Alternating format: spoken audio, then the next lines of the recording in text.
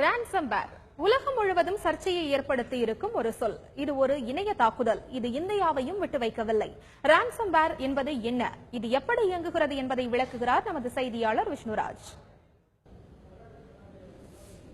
இன்று உலகையே அச்சுறுத்தி கொண்டிருக்கக்கூடிய விஷயம் அப்படின்னு பார்த்தா ரான்சம்வேர். இந்த ரான்சம்வேர் அப்படிங்கிறது ஒரு வைரஸ். அதை இன்னும் தெளிவா புரிஞ்சுக்கணும் அப்படின்னா ரான்சம் அப்படின்னா பிணை. சோ இது என்ன பண்ணும் அப்படின்னா உங்க சிஸ்டம்ல இருக்கக்கூடிய ஃபைல்ஸ் எல்லாத்தையும் லாக் பண்ணிட்டு அந்த ஃபைல்ஸ் நீங்க ஓபன் பண்ணணும் அப்படின்னா அதுக்கு ஒரு குறிப்பிட்ட அளவு பணம் செலுத்தினீங்கன்னா தான் இந்த ஃபைல் ஓபன் பண்ண முடியும் அப்படிங்கிறது தான் இதனுடைய சாராம்சம். சோ இது எங்க தொடங்குது அப்படின்னு பார்த்தோம் அப்படின்னா நேஷனல் செக்யூரிட்டி ஏஜென்சி, அமெரிக்காவினுடைய NSA, இவங்க என்ன பண்ணுவாங்க அப்படின்னா நாட்டிற்கு அச்சுறுத்தல் இருக்கக்கூடிய ஒரு சில விஷயங்கள் எல்லாம் கண்டறிவதற்காக ஒரு சில சாஃப்ட்வேர் ப்ரோக்ராம்ஸ் எல்லாம் யூஸ் பண்ணி ஒரு சில கம்ப்யூட்டர்ஸ் எல்லாம் ஹேக் பண்றதுக்காக ஒரு சில சாஃப்ட்வேர் ப்ரோக்ராம்ஸ் எல்லாம் வச்சிருப்பாங்க. இந்த சாஃப்ட்வேர் அண்ட் ப்ரோக்ராம்ஸ் லீக் ஆனதை தொடர்ந்து தான் இந்த ரான்சம்வேர் தொடங்கி இருக்கிறது. உலகம் முழுவதும் மிகப்பெரிய பிரச்சனையை இது ஏற்படுத்தி இருக்கிறது. இந்த ரான்சம்வேர் வைரஸை பொறுத்த வரைக்கும் இது எப்படி செயல்படுகிறது அப்படின்னு பார்க்கலாம். இந்த ரான்சம்வேர் வைரஸை பொறுத்த வரைக்கும் உங்களுடைய மின்னஞ்சல் முகவரிக்கு ஒரு இமெயில் வரலாம். அது ஸ்பாம்ல இருக்கலாம், இல்ல யாராவது உங்களுக்கு தெரியாதவங்க கூட அனுப்பிச்சிருக்கலாம்.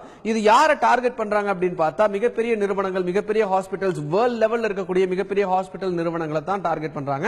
சோ அவங்க சர்வர்ல இருக்கக்கூடிய எல்லா விஷயத்தையும் எடுப்பதற்காக இந்த ரான்சம்வேர் வைரஸ் பயன்படுத்தப்படுகிறது அப்படின்னு சொல்றாங்க. சோ இந்த ரான்சம்வேர் வைரஸ்ல வரக்கூடிய மெயிலை நீங்க கிளிக் பண்ணீங்க அப்படின்னா அந்த ரான்சம்வேர் வைரஸ் என்ன பண்ணும் அப்படின்னா அந்த சர்வர்ல இருக்கக்கூடிய ஃபைல்ஸ் எல்லாத்தையும் லாக் பண்ணிடும். சோ அந்த ஃபைலை நீங்க கிளிக் பண்ணி ஓபன் பண்ணணும் அப்படின்னு போகும்பொழுது இந்த அளவுக்கு நீங்க பணம் கட்டினீங்கன்னா மட்டும்தான் இந்த ஃபைலை ஓபன் பண்ண முடியும் அப்படின்னு சொல்லி ஒரு பாப்அப் உங்களுக்கு வரும். சரி, நான் பணம் கட்டிடுறேன் அப்படின்னு பார்த்தா கூட அந்த பணத்தை நீங்க எப்படி கட்டலாம் அப்படின்னு பார்த்தா பிட்காயின் மூலமாகத்தான் கட்ட முடியும். இந்த பிட்காயின் அப்படிங்கிறது இருக்கு ஆனா இல்ல அப்படின்ற மாதிரியான ஒரு விஷயம், வெர்ச்சுவல் மணி அப்படின்னு சொல்லுவாங்க. சோ இது வந்து ஒரு பிட்காயினுடைய விலை அப்படின்னு பார்த்தா $1800. இப்ப அண்மையில் இருந்த விலை வந்து $1800. இந்திய மதிப்புல பார்த்தோம் அப்படின்னா ஒரு பிட்காயினுடைய விலை 1.25 லட்சம் ரூபாய். சோ இந்த பிட்காயின் மூலமாகத்தான் இந்த பணத்தை நீங்க செலுத்த முடியும். இந்த பிட்காயினுடைய சிறப்பம்சம் என்ன அப்படின்னு பார்த்தா இந்த பிட்காயின் மூலமா நீங்க பணம் அனுப்புனீங்கன்னா அந்த பணம் யாருக்கு போகுது அப்படின்றத ட்ரேஸ் பண்ண முடியாது. அதனாலதான் அவங்க பிட்காயின் மூலமா அனுப்ப சொல்லி சொல்றாங்க. சோ இந்த பிட்காயின் மூலமா நீங்க பணம் அனுப்புனதுக்கு அப்புறமும் அந்த ஃபைலை நீங்க ஓபன் பண்ணி பார்த்தா நீங்க உள்ள வச்சிருந்த ஃபைல்ஸ் எல்லாம் இருக்குமா அப்படின்னு கேட்டா இருக்கிறதுக்கான வாய்ப்புகள் மிகவும் குறைவு அப்படிங்கிறது தான் இந்த துறை சார்ந்த நிபுணர்களுடைய கருத்தாக இருக்கிறது.